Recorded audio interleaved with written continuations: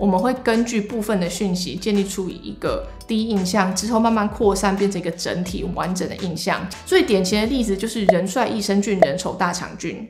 如果我们能努力的违反我们对外表的偏见，比如说其貌不扬，但是脱下来有30公分的。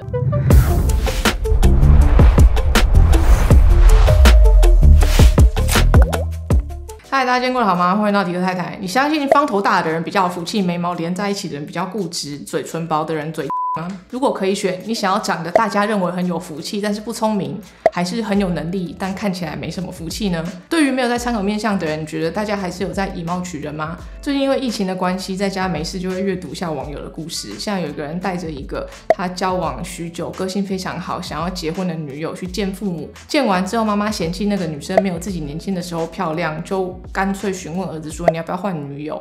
反正就是有感而发，有了现在这支影片。也因为疫情的关系，有人和网友用图文谈了几个月柏拉图式的恋爱，连照片都戴口罩，有必要戴口罩吗？总之，照片里面女生长得有浓眉深邃的大眼、高挺的鼻梁，两情相悦之下，两个人就干脆决定进一步的视讯。女生脱下口罩的时候，发出浓浓的男性费洛蒙，还有男人味，接着她就被封锁了。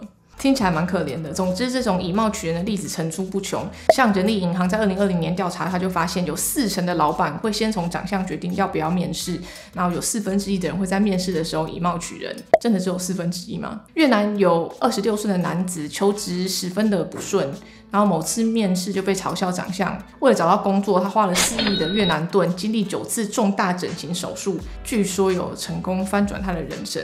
这个世界难道就这么肤浅吗？看面相这个东西最早源于春秋战国时代，当时的文书就开始记载描述这些历史人物他的长相是怎么样，配合生平之后流传下来，自然而然变成我们参考面相的依据。比如说秦始皇被描述说他的鼻梁长得像蜜蜂的身躯，胸脯像猛禽，声音像豺狼。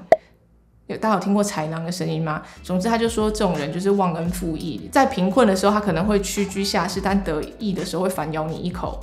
这个《三国演义》的刘备双手据说及膝被谣传这样子的遗传是来自他的祖先汉高祖刘邦，有什么帝王之贵相，也就是说手特别长的人可能有帝王相吧。那个 Michael Phelps 他应该也是帝王相，因为他手这样子横的这个 wingspan 比身高还要高，就是很适合游泳啦，这是有科学的。可是帝王相应该没有科学。越王勾践有着长颈鸟嘴的面相，所以你只可以跟他共患难，不可以共享乐。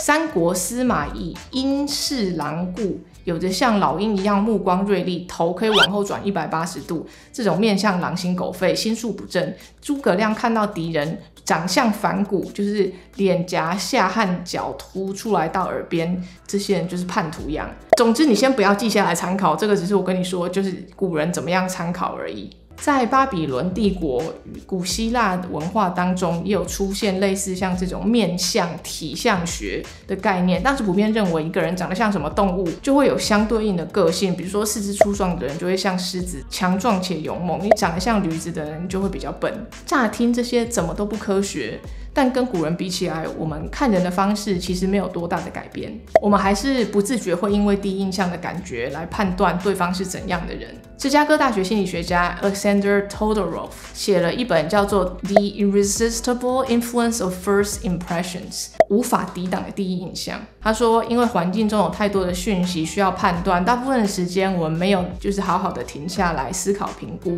所以大脑直接就会倾向没错用最快就是直接依赖直觉的方式。所以我们每个人实际上某种层面都是一个自成一格的面相学家。最可怕的是我们在不到170毫秒的这个瞬间就可以马上给对方一个既定印象。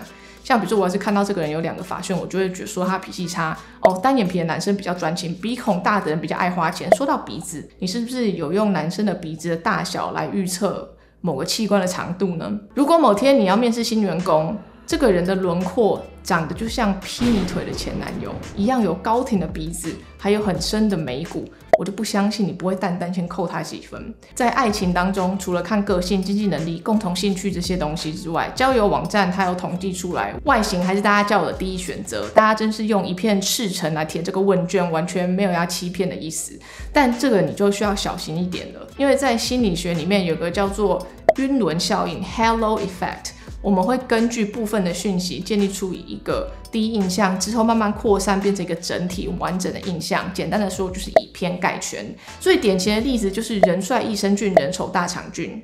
没有错，有娃娃脸的人更容易让人家觉得他天真善良，值得信赖，讨人喜欢。2003年的时候，美国学者做了一个丢信的实验，他虚构了584份有一模一样内容的求职信，那唯一的不同就是履历上面的照片。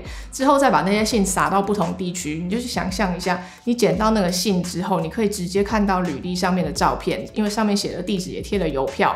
你就可以很简单的把它寄出去。你捡到这个信，会不会把这个信寄出去呢？很残忍的这个实验的结果回来了，最后成功收回大概36%的信件，然后绝大部分都是贴着有娃娃脸的人的长相。所以有娃娃脸的人，除了让人家感觉更有正面特质之外，也更容易得到陌生人的帮助。所以对，人生就是这么不公平，因为我们天生自动会对颜值好看、长得高的人贴上正面的观感。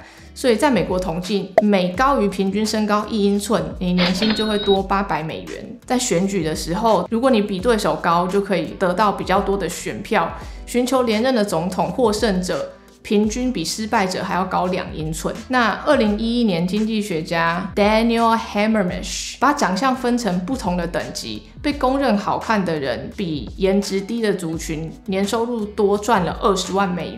所以身高长相端正的人在职场上还真的有一点优势。但是我不是在鼓励大家去整形和增高，我只是要跟大家说，这个世界真的就是不公平，不要再以貌取人了。就像我就是瘦了7公斤之后，就有人觉得我好像个性变柔和了，其实根本就没有。